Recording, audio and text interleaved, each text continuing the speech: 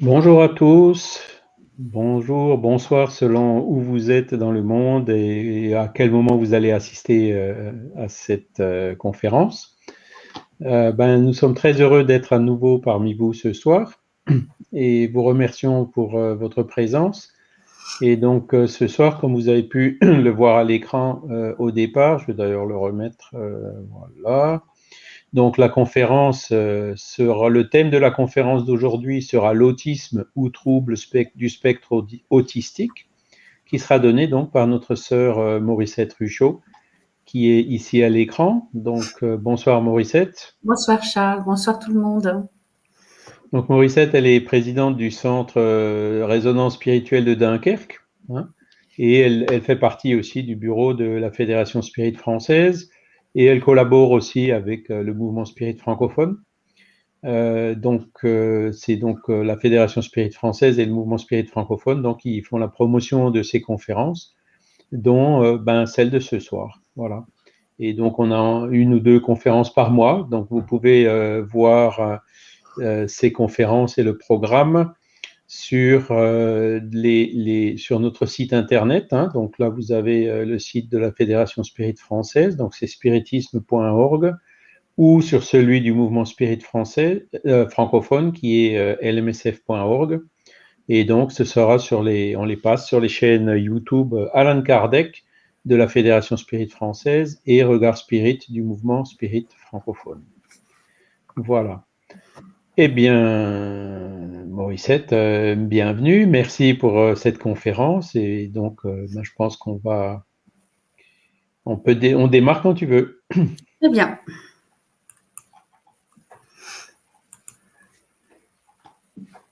Voilà, donc on voit tes diapos à l'écran, donc tu peux démarrer.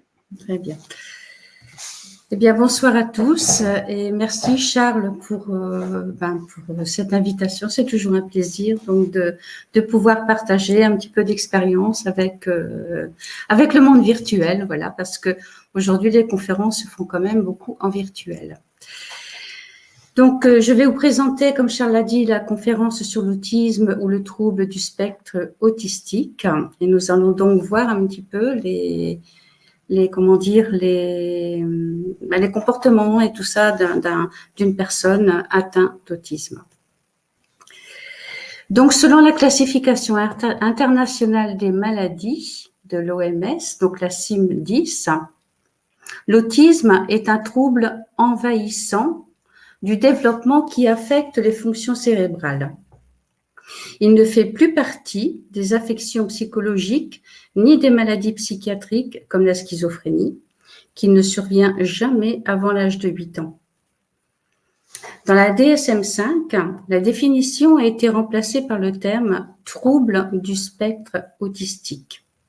Celle-ci comprend 2 catégories de symptômes.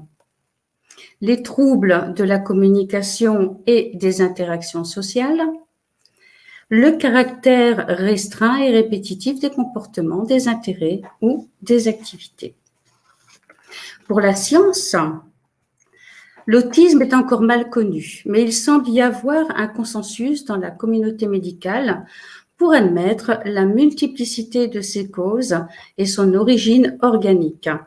L'évidence d'une prédisposition génétique a été prouvée.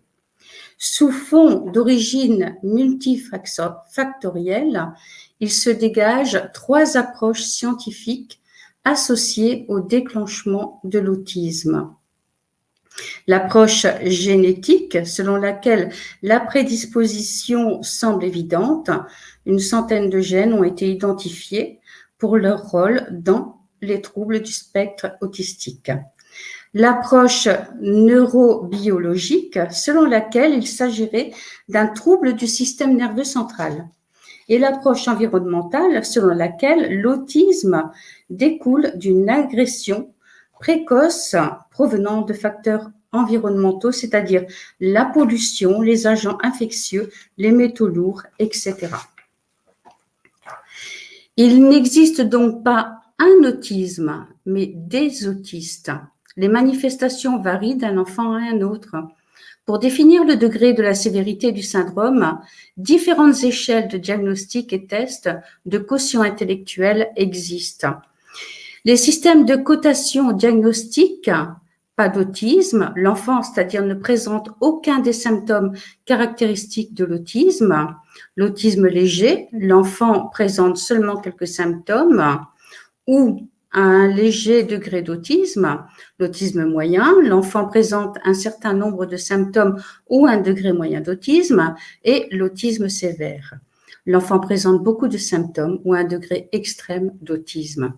Sachez que l'autisme est le plus souvent associé à un handicap mental, plus ou moins, donc léger, moyen ou profond.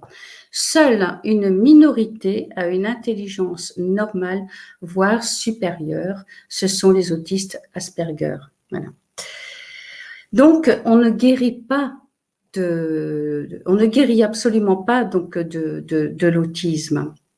Cependant, les progrès réalisés, l'accompagnement et les prises en charge adaptées ont sorti ces enfants des hôpitaux psychiatriques. Donc, quelles sont les caractéristiques de l'autisme? Eh bien, les symptômes se manifestent dès le plus jeune âge dans les interactions sociales. Dès le berceau, certains enfants éprouvent des difficultés à établir un contact visuel, ne tendent pas les bras vers leurs parents ou se raidissent quand ceux-ci le font.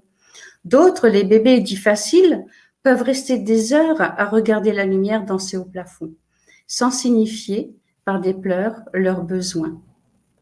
Voyons par exemple les relations sociales. Ils éprouvent une grande difficulté. Ils ont du mal à comprendre et à se faire comprendre, à partager les émotions avec les autres, mais aussi à exprimer et à réguler leurs propres émotions. Ils manifestent de l'indifférence, souvent ils s'isolent, se trouvent des stratégies pour éviter de communiquer avec les autres et ne pas se laisser approcher.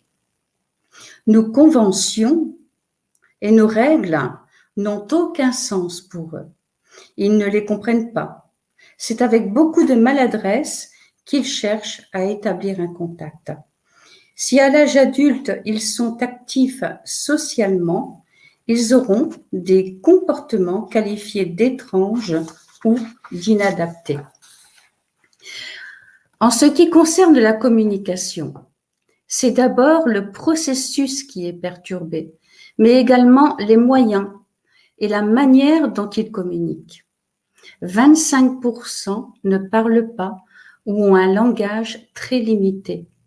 S'ils ont une aptitude verbale, celle-ci est rarement utilisée. Souvent, ils sont dans l'écholalie. L'écholalie, en fait, ils vont répéter ce qu'ils viennent d'entendre.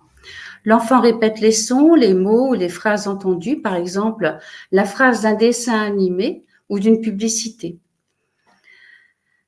Dans une communication unilatérale, ils n'attendent pas nécessairement une réponse de notre part.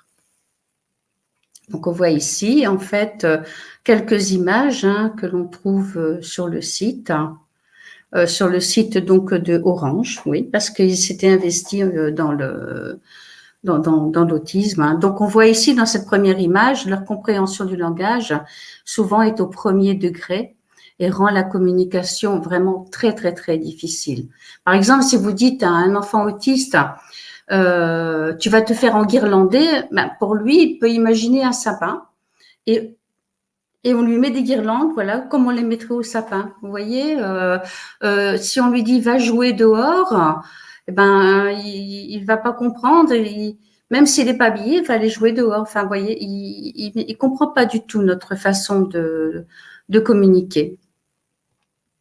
Voilà, ici, on voit aussi, quand Stéphane a perdu sa première dent, Céleste, sa sœur, lui a expliqué la raison pour laquelle il devait la garder. Donc, et là, il demande une nouvelle dent. Voilà, ici, va jouer dehors. Hector, chérie, pourquoi tu n'irais pas jouer dehors? Il fait si beau aujourd'hui. Bon, l'enfant prend sa tablette et il va dehors. Vous voyez, tout est pris au premier degré, en fait. Donc, la communication, elle est très difficile.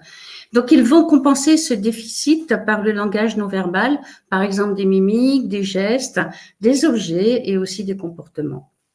Donc, leurs comportements vont être restreints. Ils sont souvent très résistants aux changements, qui ont pour eux, en fait, ces changements sont pour eux une source vraiment d'angoisse et parfois très profonde. Fonctionnant souvent d'une manière très rigide, ils ont la plupart du temps des intérêts limités. Par exemple, les objets sont placés au millimètre près. On connaît aujourd'hui un petit peu plus le comportement des enfants autistes. On voit bien, tout doit être bien aligné, tout doit être rangé par couleur. Ils adorent faire tourner les roues, ils adorent faire, faire des suites. Voilà, on le voit là, ce petit garçon là qui s'amuse à aligner. Donc ces voitures, voilà, c'est leur comportement. Ils s'enferment aussi dans des stéréotypies, dans leurs préoccupations répétitives, des routines. Les stéréotypies, c'est souvent quand ils sont angoissés. Donc, ils peuvent passer des heures aussi à ranger des objets dans un ordre déterminé. Ils s'attachent aux choses qui, pour nous, sont sans valeur. Par exemple, des bouts de ficelle, des morceaux de papier, des guirlandes, n'importe quoi, voilà. C'est un objet qui va vraiment les rassurer, en fait. Donc, il arrive que les plus doués développent une passion pour certains sujets. Alors là aussi, ils vont avoir, une intelligence qui va être ciblée. Voilà. Si on a si un enfant s'intéresse à l'informatique, il ne va s'intéresser pratiquement qu'à l'informatique. Vous voyez, ils ont une forme d'intelligence qui est assez surprenante. Donc, ça peut être aussi les voitures, les mathématiques, bien sûr, les gares. Alors là, les gares, j'ai envie de dire, c'est presque une catastrophe parce que là, il y a les gares, il y a les lignes, en plus, il y a les rails, donc il y a quelque chose de droit et il y a l'heure. Donc, vous voyez, c'est vraiment très compliqué après pour essayer donc de passer de cette passion des trains à autre chose. L'informatique ou les horaires, je viens de le dire, les horaires de train. Ces stéréotypies ou ces intérêts particuliers limitent leur contact avec le monde environnant, mais sont parfois nécessaires pour assurer un équilibre ou calmer les angoisses. En ce qui concerne les particularités sensorielles, certaines sensations sont ressenties comme agréables et d'autres comme dérangeantes. Ils ont les mêmes sens que nous, mais vivent des expériences sensorielles différentes.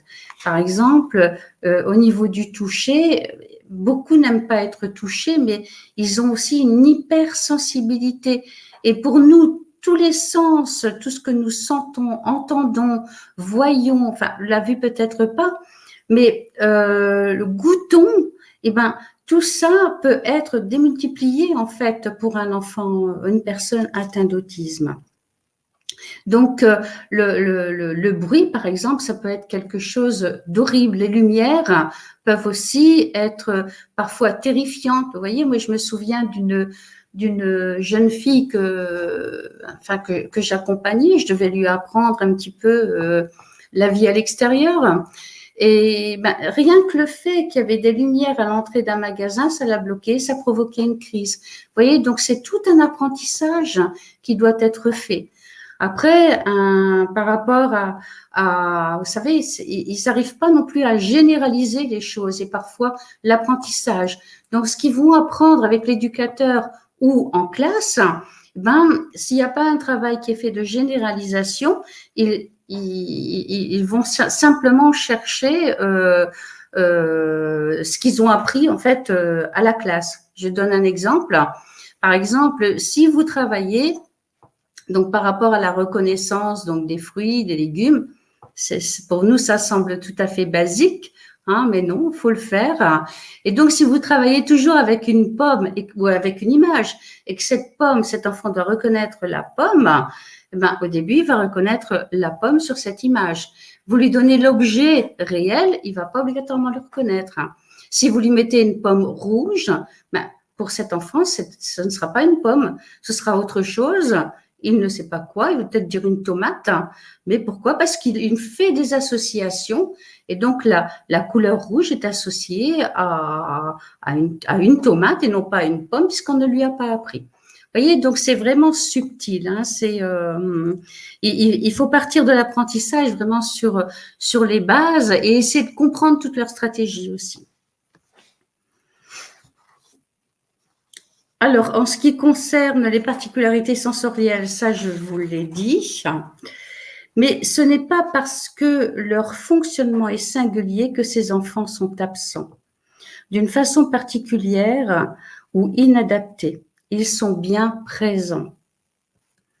Vous voyez, ça c'est un petit peu aussi, donc ce sont des fiches que l'on trouve sur les sites hein, où on parle d'autisme. Voilà, ben, on va dire aussi, par exemple, qu'un enfant, cet enfant est mal élevé, il est capricieux. Maintenant, il y a beaucoup de choses. On sait dire aussi que un enfant autiste, ben, comment dire, il sait pas aimer, mais tout ça c'est faux aussi. Voilà, moi j'ai travaillé pendant pas mal d'années avec ces enfants et donc je sais qu'ils, certes, peut-être ils vont nous reconnaître à la couleur de notre pull qui est identique à celle de l'image qui se trouve sur le tableau d'accueil. Si je mets un pull jaune, il va peut-être pas me reconnaître, mais il va me reconnaître à mon parfum. Et lorsque ces enfants vont venir faire un câlin, ben il y a vraiment quelque chose, il y a vraiment énormément d'affection. Donc, je suis vraiment pas d'accord quand j'entends des choses comme ça, quoi. Donc, ce que l'enfant autiste et l'autisme ne sont pas, donc l'autisme n'est pas une maladie, mais un handicap. L'enfant autiste n'est pas sauvage, il éprouve simplement des difficultés dans les relations sociales. Et c'est un petit peu notre comportement aussi lorsque nous allons à l'étranger et que nous ne comprenons pas, nous n'avons pas nos repères, nous n'avons pas les mêmes codes.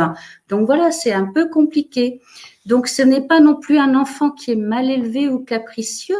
Les troubles du comportement sont liés simplement à son handicap. Ce n'est pas un enfant qui est bizarre, mais c'est un enfant qui est différent. Il n'est pas débile non plus. Ce n'est pas un génie non plus parce qu'il est autiste, parce que comme je vous l'ai dit en début de conférence, il y a beaucoup d'enfants atteints d'autisme qui ont une déficience, donc légère, moyenne ou profonde. Voilà. Donc, abordons maintenant ce sujet d'un point de vue spirit. Nous connaissons les particularités de l'autisme. Nous savons que l'autisme est un handicap et que l'autiste est un enfant spécial.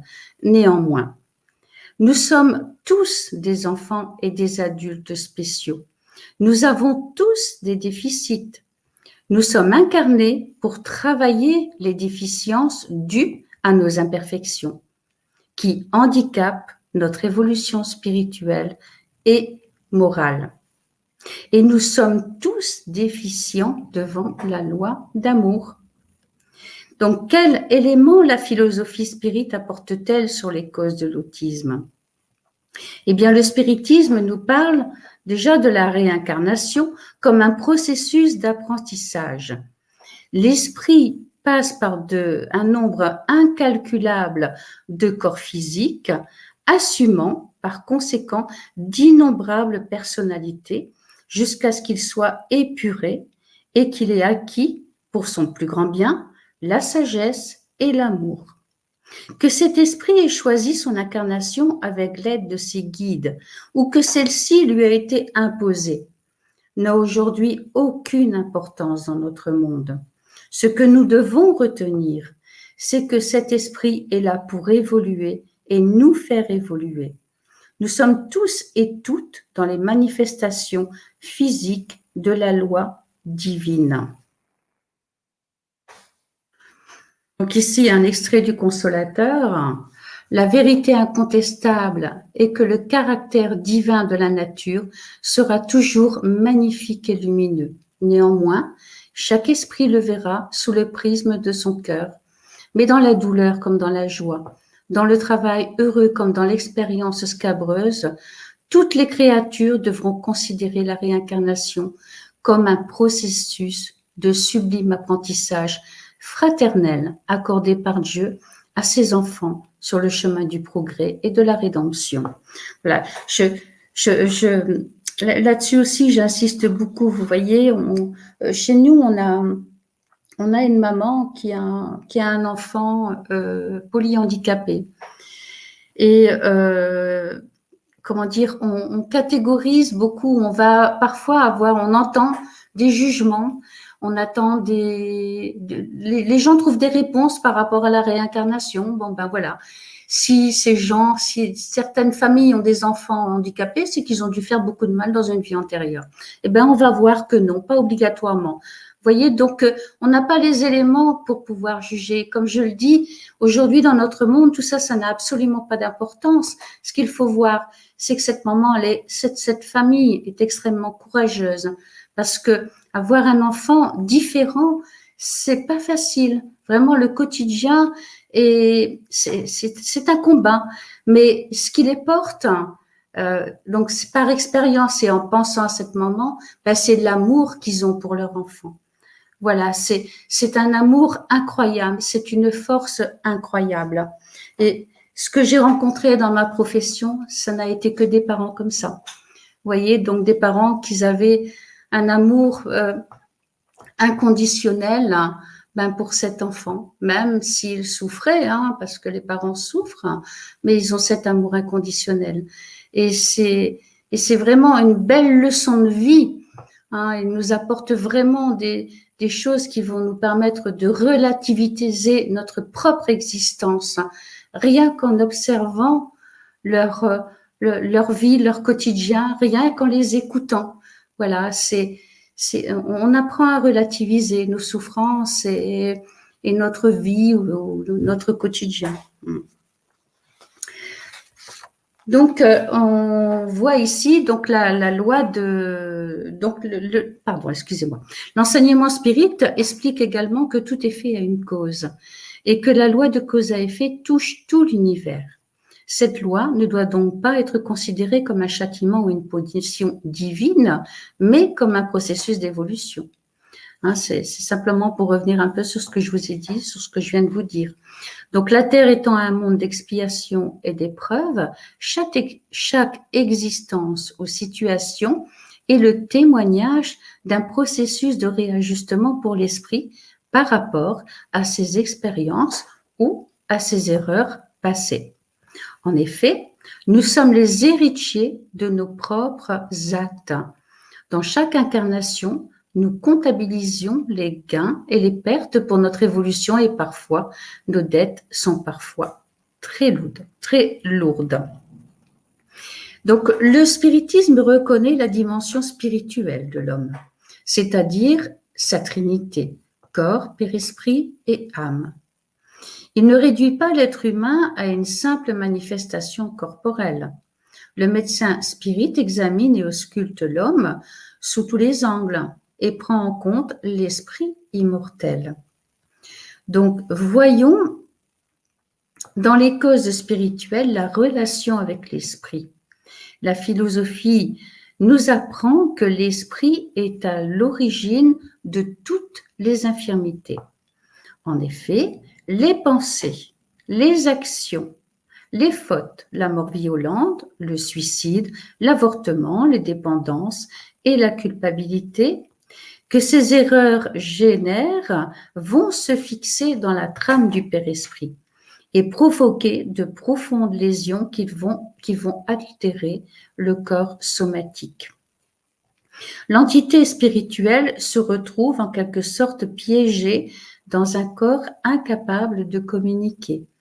Cela ne pourrait-il pas expliquer les difficultés de l'enfant autiste pour communiquer et comprendre les différents codes de notre monde? Ça n'est pas une affirmation. Hein. Donc, au chapitre 8 de la Genèse, on nous dit le développement organique est toujours en rapport avec le développement du principe intellectuel. L'âme a un corps organique approprié aux fonctions et au travail qu'elle a à accomplir durant son incarnation. Autre élément important L'étymologie du mot autisme vient du grec ancien auto, signifiant soi-même. Se pourrait-il que l'esprit refuse de se réincarner et soit là contre sa volonté? Serait-ce une réincarnation obligatoire? Cet esprit est fragile, s'est enfermé en lui-même, le refus de son incarnation le met dans un no man's land entre le monde physique et spirituel. Pour une raison ou pour une autre, il n'accepte pas de faire face à notre monde et aux nouvelles expériences qu'il doit vivre. Il aurait certes pu renaître avec un corps sain, mais ce corps restreignant lui évite de reproduire les mêmes erreurs. Par l'automutilation, il peut manifester le rejet du corps et de sa personnalité. Autre cause spirituelle possible, nous sommes que dans des possibilités, les lésions périspritales. Si celles-ci sont importantes, il y aura des conséquences sur le corps physique. Donc, quel est l'intérêt pour un esprit de se trouver dans un corps qui le restreint? Quel bénéfice peut-il en avoir? Pour l'esprit, c'est un moyen de réparer ses erreurs. Les handicaps peuvent être le résultat d'écarts importants que l'esprit a eus dans le passé et de son éloignement ou opposition aux lois qui régissent l'univers. Mais cela peut être également un moyen pour progresser plus vite, pour progresser plus vite. Dans Le ciel et l'enfer, à la page 149, l'esprit heureux de Samuel Philippe nous dit que l'épreuve était pour lui le moyen d'effacer les dernières traces de ses fautes antérieures, qu'il lui fallait subir ces dernières épreuves qu'il a volontairement acceptées pour rompre définitivement avec le passé. Ça peut être aussi un moyen pour achever son épuration et accélérer donc son avancement. Dans l'Évangile selon le spiritisme, page 63, item 9, donc nous pouvons lire « Il ne faudrait pas croire cependant que toute souffrance endurée ici-bas soit nécessairement l'indice d'une faute déterminée. Ce sont souvent de simples épreuves choisies par l'esprit pour achever son épuration et hâter son avancement. Mais c'est aussi un moyen pour faire progresser son entourage et la société. C'est vrai que la personne handicapée nous apprend beaucoup de choses, comme je vous l'ai dit. Mais on apprend la tolérance, on apprend à aimer, on va travailler la discrimination, on va travailler le jugement. Voilà, ces enfants différents viennent faire travailler la société. La société évolue aussi grâce à eux, vous voyez. Donc, c'est vraiment très important. Donc, voyons avant tout si Dieu ne l'a pas mis sur ma route pour soulager ses souffrances. Et si cette rencontre n'est pas pour moi un moyen de progresser, de réparer ou de me faire pardonner. Voyez, donc quand on a un enfant différent, ou qu'on travaille avec les enfants différents, ou qu'on croise un enfant différent, et qu'est-ce que nous, à ce moment-là, on peut lui apporter? Voyez, est-ce que Dieu ne l'a pas mis sur ma route? C'est ce qu'il est dit dans le texte. Je pense que oui, voilà, parce que on reçoit énormément de ces enfants et je le dis, je le répète parce que j'aime le dire, c'est que ils nous apprennent beaucoup. Voilà, vraiment, ils nous apprennent beaucoup. Donc, quelle est la situation de l'esprit durant cette existence? L'être intelligent et pensant est l'esprit. Celui-ci a souvent conscience de son état mental et comprend que sa situation est une épreuve ou une expiation.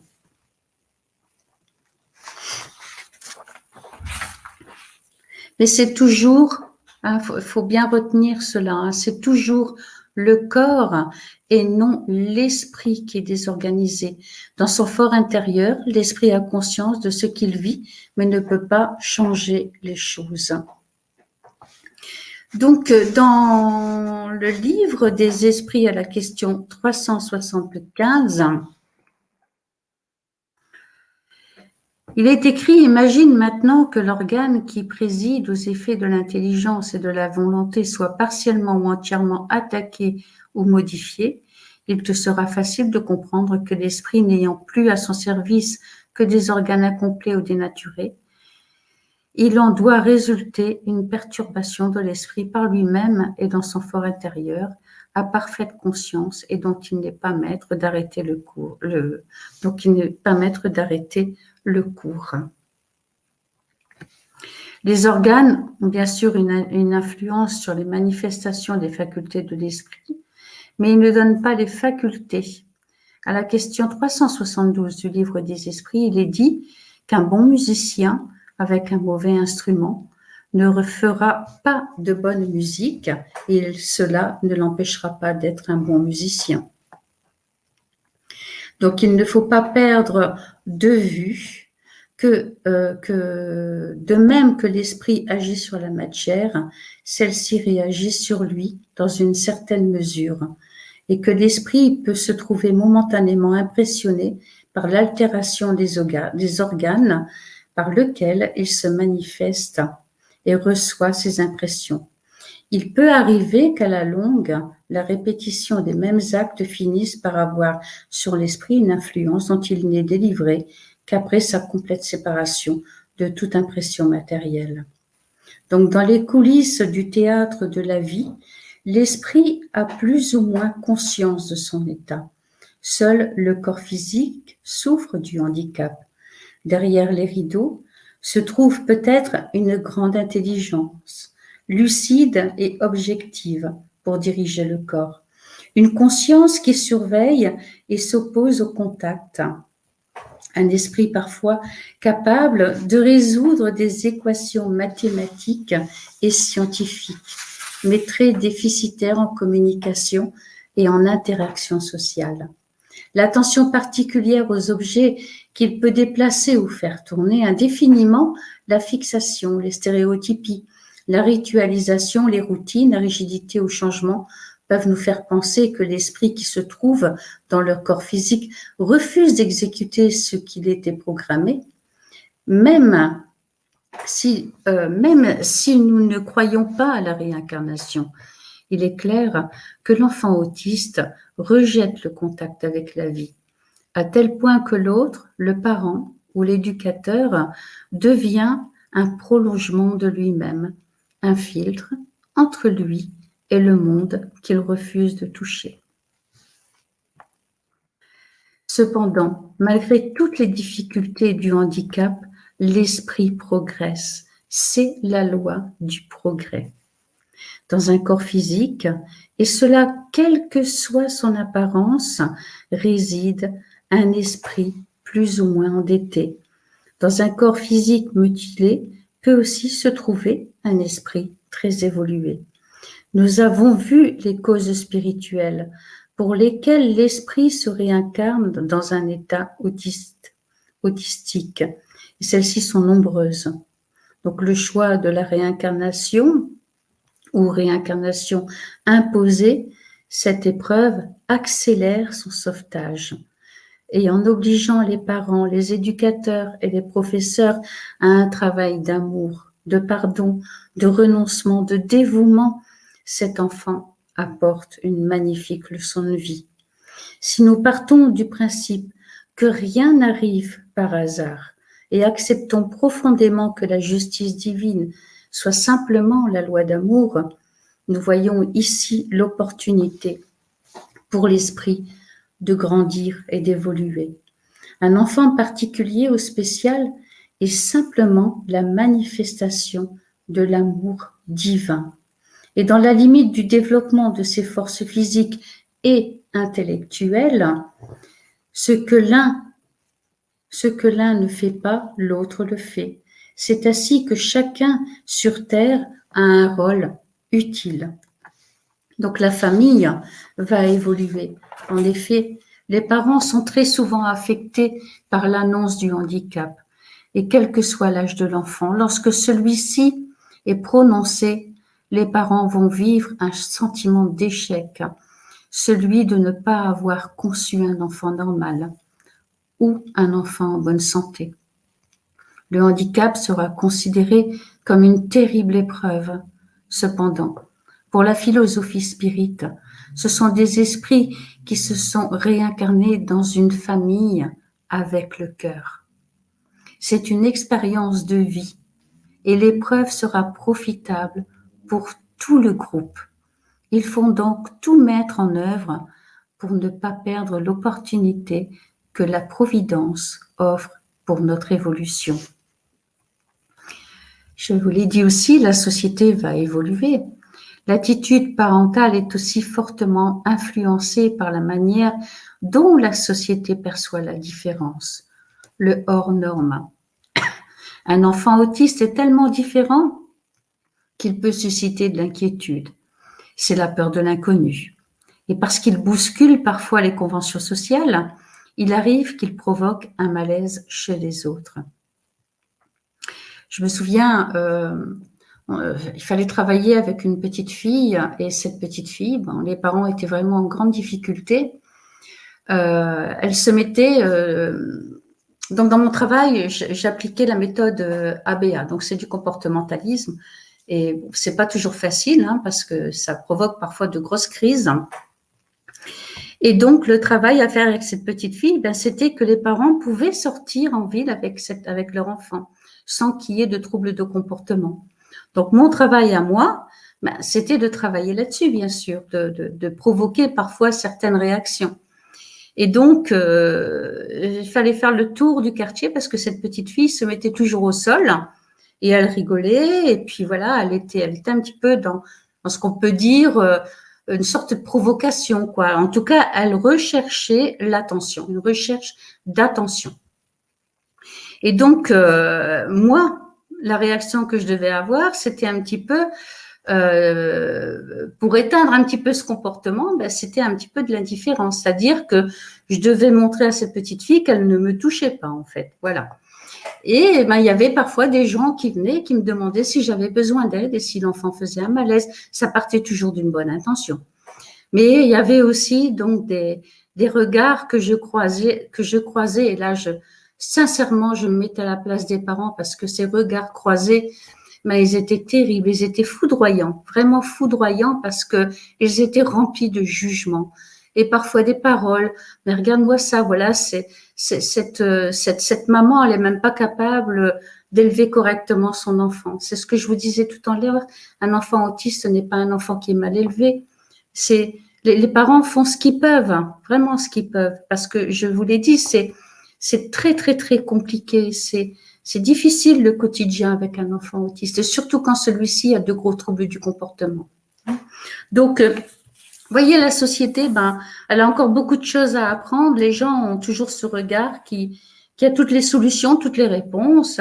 Et voilà, mais ils ne connaissent pas l'origine du problème. Donc ça, c'est extrêmement douloureux. Donc cette société, l'enfant va le faire évoluer. Et les enfants spéciaux ne sont donc pas un problème. La différence existe partout, dans toutes les cultures et dans tous les domaines.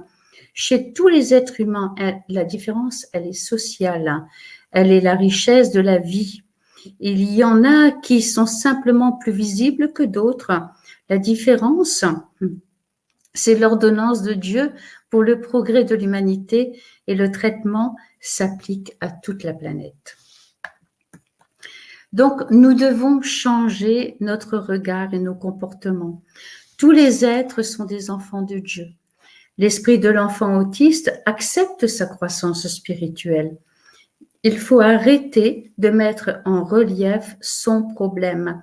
Il n'est pas juste un enfant handicapé, c'est un enfant, c'est une personne avec un potentiel différent. Et les parents, quant à eux, doivent bannir la culpabilité. Elle risque d'enfermer l'enfant dans son handicap. Il faut transformer cette culpabilité en responsabilité. Ce travail est important pour l'évolution de l'enfant. Basculer de la culpabilité à la responsabilité, c'est prendre conscience de la loi de cause à effet qui exclut le hasard, la fatalité et la punition divine. Dieu n'est qu'amour. En illuminant l'épreuve d'amour et de compassion, cet esprit nous demande de l'accueillir dans toutes ses expressions avec affection et amour. Donc, je vous en ai un petit peu parlé aussi. Il y a quand même vraiment un progrès incroyable par rapport à l'accompagnement donc de ces enfants. Et donc, pour ces êtres énigmatiques, nous et les normes que nous représentons sommes des étrangers. Dans leur monde, comme dans le nôtre, il y a une série de règles et de critères. Cela veut dire que leur évaluation et leur perception sont différentes. Elle n'est pas pire, elle n'est pas mieux, pas bien ou mal, bonne ou mauvaise, juste différente. Il en résulte un minimum d'interaction. Même en admettant l'extrême complexité de l'autisme et l'impossibilité d'obtenir une guérison, avec un effort d'empathie de notre part, l'enfant autiste pourra de temps en temps visiter notre monde. Il faut juste créer des ponts entre sa réalité et la nôtre. Avec une prise en charge et des méthodes adaptées, nous allons apprendre à l'aborder, à le décoder, à interpréter les signaux non-verbaux de son langage corporel et nous allons réussir à créer des liens. Ces enfants comprennent le langage universel de l'amour. Ils sont très sensibles, extrêmement sensibles aux vibrations subtiles, aux émotions et aux sentiments invisibles que nous émettons. L'amour doit nous faire accepter la personne telle qu'elle est et non pas comme nous voudrions qu'elle soit ou devienne. Donc, comment aller à la rencontre de cet enfant qui a tant de choses à nous apprendre? Pour que cela se produise, il y a plusieurs conditions. La première, c'est la confiance. La deuxième, c'est l'acceptation, la connaissance de soi et de l'autre, la patience, l'humilité, l'empathie, le non-jugement. Posons-nous cette question. Si nous étions, nous, de l'autre côté, dans ce monde si différent, comment aimerions-nous que les autres nous traitent? Avec de la compassion et de l'amour, mais également avec de la compréhension, de l'autorité et du respect. La connaissance et la rencontre de l'autre peuvent nous demander une perte d'identité. L'enfant autiste peut, comme je vous l'ai dit, nous identifier à un objet, à une situation, une activité, à la couleur de notre pull, à la couleur de nos cheveux. Je me souviens, il y a une petite fille qui m'appelait toujours comme ça, Mauricette, qui a les cheveux de la couleur du blé. Vous voyez, mais c'était sa façon de m'appeler. Voilà. Un autre enfant, c'était à mon parfum. La première chose qu'il faisait, c'était me sentir. Donc, il fallait pas que je change de parfum, parce que sinon, j'étais une étrangère à ses yeux. Voilà. Donc, à la couleur, donc à l'odeur de notre parfum. Nous ne sommes peut-être pas une personne, mais des objets vraiment bizarres pour eux. Donc, n'ayant pas conscience de l'autre et de lui-même, il peut avoir des comportements étranges ou dérangeants. Curieux, parfois ils vont être fascinés ils vont explorer les oreilles, ils vont explorer la bouche. Voilà, donc ils aiment explorer le visage, toucher les yeux pour les voir briller. C'est regarder dans notre bouche pour voir ces choses curieuses que sont les dents et la langue. Regarder dans les oreilles. Mais tout en mettant des limites, nous devons avoir une attitude presque d'acceptation. Et puis aussi accepter ces fameux bisous limaces, en fait, parce que parfois, ils viennent là et ils viennent chercher un gros câlin. Et puis, ils savent pas trop donner des baisers, donc ils poussent la langue Et voilà, mais aujourd'hui, on fait bien des liftings à la bave d'escargot.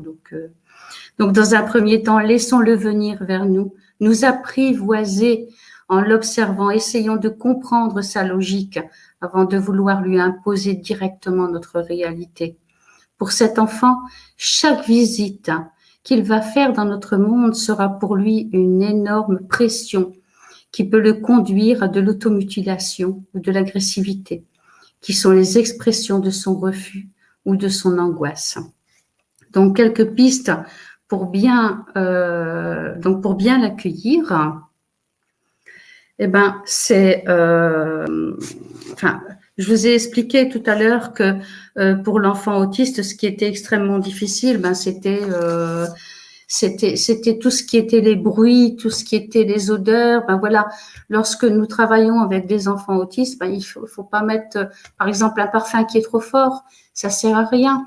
Il ne faut pas commencer à crier, il faut parler doucement, il faut avoir beaucoup de patience, essayer de trouver des stratégies pour pouvoir l'inviter et lui donner envie de nous rejoindre. Vous savez, je vous ai dit tout à l'heure qu'on disait souvent que les enfants autistes n'avaient pas d'émotion. Je suis vraiment opposée à ça parce que un jour, un enfant m'a fait vraiment très mal, parce qu'on voilà, parfois il y a quand même de la violence.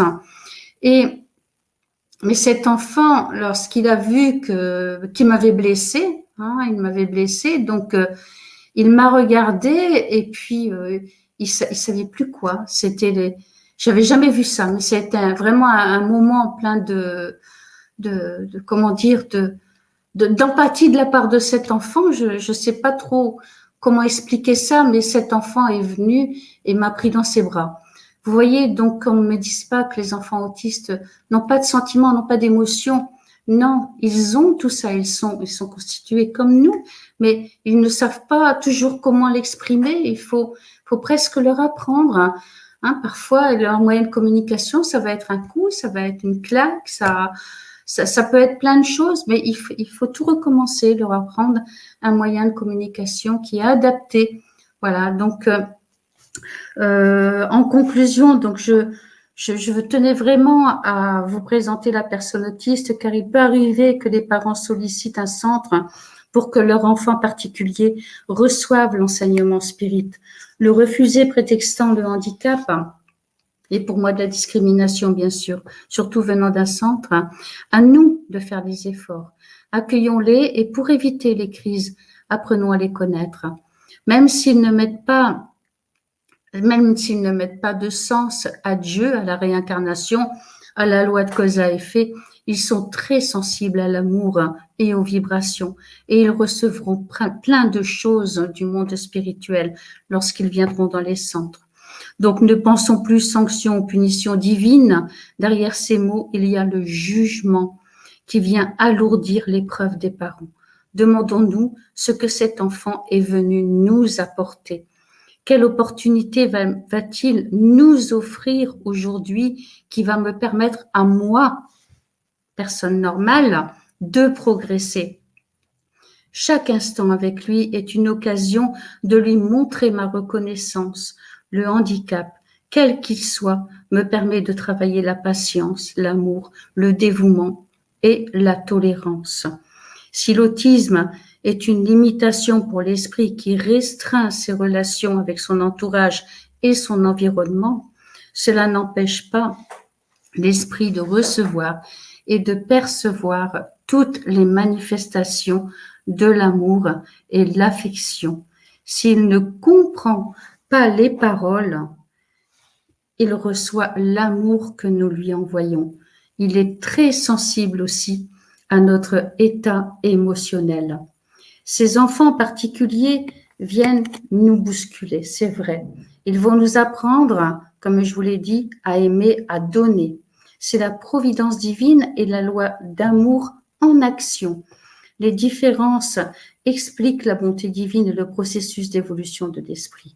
Elles vont conduire et transformer notre vie et vont faire progresser les hommes, mais aussi la société. Donc, n'ayons pas des comportements autistiques nous-mêmes, ne soyons pas fermés au monde, à la différence, ne soyons pas réticents au changement, enfermés dans nos clichés et nos normes, ne soyons pas indifférents à l'autre. Souvenez-vous, la différence est la beauté de l'univers et cette beauté répond à l'amour. Je vous remercie de votre attention.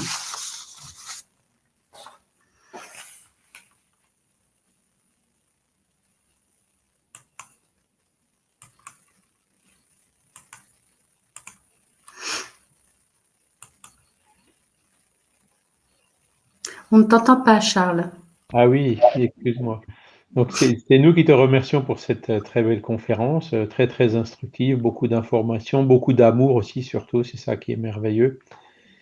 Et sur ce sujet qui pourtant est compliqué, hein, qui est mal compris, hein, comme tu l'as bien expliqué. Mais heureusement, comment dire, l'analyse, les progrès progressent. Voilà. Et c'est voilà. Donc on a beaucoup de réactions positives. Hein. Il y a aussi une remarque hein, d'une dame qui s'appelle Sabrina. Voilà. Donc elle nous dit, c'était tout au début quand tu lui disais que l'autisme ne guérissait pas. Donc elle avait réagi en disant, on ne guérit pas, mais moi-même atteinte dans sa forme Asperger, je n'ai pas été éduquée comme un enfant handicapé et je remercie ma grand-mère qui finalement m'a forcé à ne pas rester dans ma bulle. Mmh. Mmh. Voilà, c'est un très beau témoignage. Merci Oui. Sabrina. Donc en fait c'est tout à fait ça, quoi. Voilà. C'est ça. Alors je ne vois pas d'autres questions. Il y a toujours beaucoup de commentaires positifs, hein, donc merci Dominique. Notre frère Philippe aussi qui est là. Fernando qui est là aussi. Voilà. Claude. Voilà. Donc si vous avez encore une question, c'est le moment, hein, n'hésitez pas. Donc en attendant les questions, je vais peut-être parler un petit peu des informations sur la suite. Donc ce mois-ci, on n'a pas encore défini de conférence, mais je vais probablement en faire une hein, pour continuer le livre Dans l'invisible, spiritisme et médiumnité, hein, dont la première partie avait été faite le vendredi 20 août. Hein, donc on fera peut-être une suite le deuxième ou le troisième vendredi prochain ou celui de la semaine d'après. Sinon, le 25 et le 26 septembre, donc il y aura le symposium francophone de Végimont, hein, qui n'a pas eu lieu l'année dernière à cause du confinement et qui, nous l'espérons, cette année pourra se tenir puisque bon, il y a vraiment les toutes dernières places, hein, c'est pratiquement complet. Donc, si vous êtes intéressé pour y participer, faites vite hein, en attendant, pendant qu'il y a encore des places. Et donc, ce sera c'est vraiment la rencontre fraternelle entre spirit de francophones, donc qui tient à cœur à beaucoup de personnes. Hein. Moi, j'y vais religieusement chaque fois hein, parce que c'est là où vraiment on voit tous nos frères. Et puis, encore une fois, cette année, ce sera assez exceptionnel, surtout par l'année dernière, quoi qu'il n'y en a pas eu. Et cette année, donc, si tout va bien, si tout continue comme c'est aujourd'hui, on pourra la faire de façon présentielle. Voilà. Bon, sinon, je vois toujours pas de questions, donc apparemment c'était clair. On va laisser encore quelques secondes hein, pour des questions éventuelles.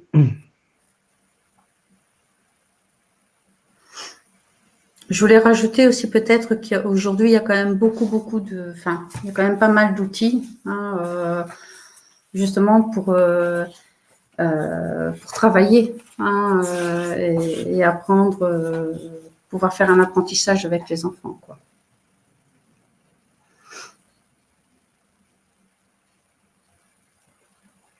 Oui, et puis bon, après, c'est ce que dit le témoignage de Sabrina, il est il est très pertinent parce qu'effectivement, beaucoup d'autistes, finalement, alors ils n'ont pas une vie, ils arrivent à avoir une vie quasi normale, quoi, hein. J'ai déjà vu des personnes autistes, ça se voyait pas, hein. Donc, qui ont vraiment appris, entre guillemets, à vivre avec. Et c'était des personnes, je dirais, envers lesquelles j'avais beaucoup d'admiration parce que ce sont des personnes, comme tu le disais, hein, très claires, très franches, très directes.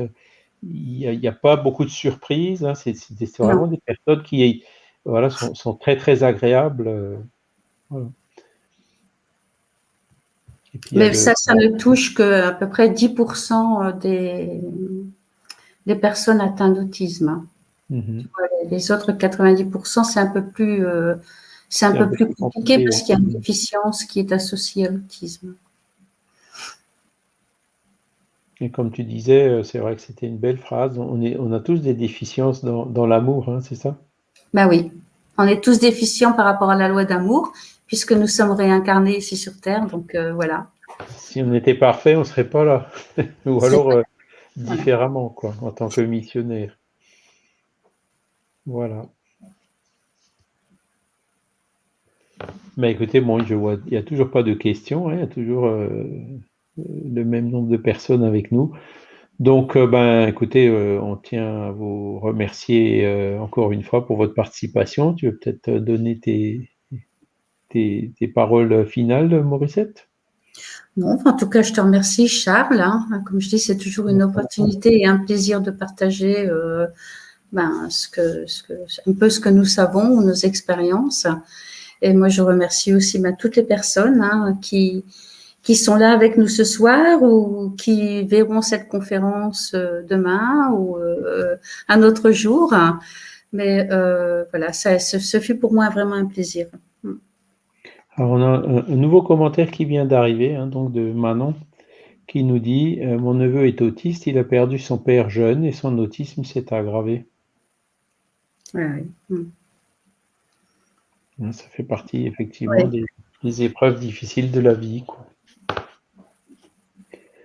Voilà, ben écoutez, en tout cas, merci à tous pour votre participation. Merci beaucoup, Morissette, pour cette très belle Merci. conférence.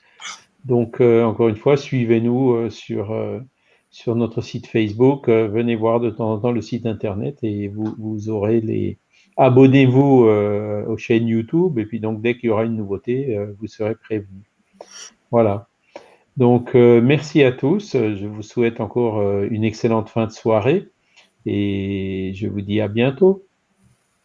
Au Bonsoir. revoir.